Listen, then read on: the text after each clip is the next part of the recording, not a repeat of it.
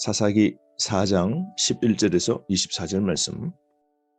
전쟁이 벌어지게 되는데요.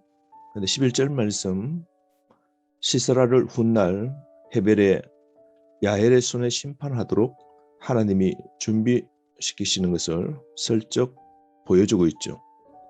생뚱맞은 구절이지만 하나님의 계획이 훗날 이루어짐을 보여줍니다. 모세의 장인 호밥의 자손 중 겐 사람 헤벨이 떠나 게데스에 가까운 시아나님 상수리 나무 곁에 이르러 장막을 쳤더라. 모세의 장인 이방인인데요, 이스라엘의 호의 덕분에 가나안에서 기업의 축복을 받게 되었죠. 이들이 받은 바의 은혜를 다시 갚아주는데요, 겐 사람 헤벨의 아내가 적장 시스라를 처단하게 되죠. 그러므로 가나안의 고통 속에 빠져 있었던 이스라엘을 구원한 자가 헤벨의 아내 야엘이었습니다. 즉 이방인의 손에 의해 이스라엘이 구원받게 된 것이죠. 12절에서 16절 말씀은 바락과 시스라의 전쟁이 나오는데요. 시스라가 병거 900대를 끌고 기송 강가로 나오게 됩니다. 그때 14절 더보라는 하나님의 말씀으로 바락에게 용기를 북돋아 줍니다. 14절 더보라가 바락에게 이르되 일어나라, 이는 여호와께서 시스라를 내 손에 넘겨주신 날이라.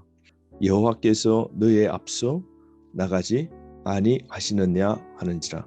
이에 바락이 10,000명을 거느리고 다볼산에서 내려갑니다.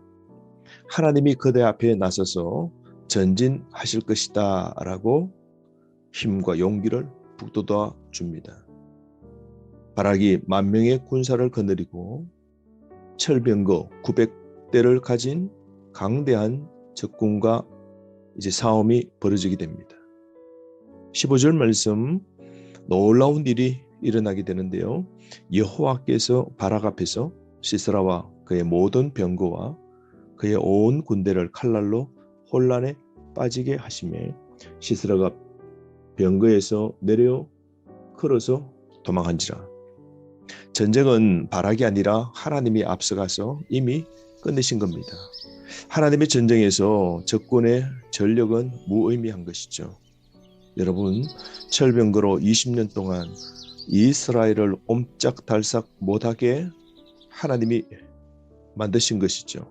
그래서 도저히 안 돼요. 부러질 때까지, 하나님을 인정할 때까지 밀어붙이셨는데요. 그들이 회개하고 하나님 앞에 부르짖자 하나님께서 놀라운 기적을 베풀어 주시는 것이죠. 사사기 5장 4절 말씀에 보면 갑자기 군대가 칼날로 혼란에 빠지게 되었다. 굉장히 짧게 설명하는데요. 전쟁이 시작되자 바람, 벼락, 폭우가 내리게 됩니다. 그러자 기송강이 범람하게 되자 말과 병거가 무용지물이 된 겁니다.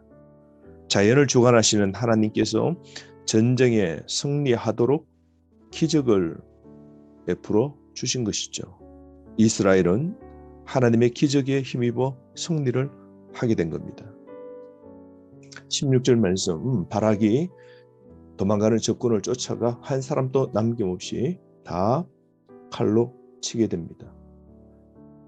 이스라엘 백성들이 믿음으로 순종했을 때 오합지졸의 무리를 가지고도 최강의 철병거 적군을 격파할 수 있었던 겁니다. 17절 말씀에 보면 헤벨의 아내 야엘과 시스라에 대한 내용이 나오는데요. 적장 시스라가 겨우 살아서 도망하게 되는데요. 겐 사람 헤벨의 아내 야엘의 장막에 이르게 됩니다. 서로 아는 사이인데요. 여러 차례 시스라가 방문한 적이 있었던 것 같습니다. 17절 하반절 보세요. 이는 하솔 왕 야빈과 겐 사람 헤벨의 집 사이에는 화평이 있습니다. 이방인들이 서로 화평하고 사이좋게 지냈는가 봅니다. 시스라가 찾아오자 야헬이 물을 달라 하는 그에게 우유를 줍니다. 피곤할 때 우유를 마시면 깊은 잠을 쉽게 잘 수 있는데요. 그 우유를 먹고 난 후에 잠자는 그에게 21절 말씀에 보면 야엘이 장막 말뚝을 가지고 손에 방망이를 들고 그에게로 가만히 가서 말뚝을 그의 관자놀이에 박음에 말뚝이 꿰뚫고 땅에 박히니 그가 기절하여 죽게 됩니다. 이 말씀 성취는 9절에 하나님께서 예언하신 사건이 그대로 이루어지게 된 것이죠. 하나님은 여인의 손을 통해서, 즉 약자를 사용해 큰 일을 이루신 것이죠. 전세가 기울었음을 알고 가감히 동맹을 배신한 야엘 보십시오. 야엘은 이방인이었지만 하나님의 역사를 읽은 겁니다.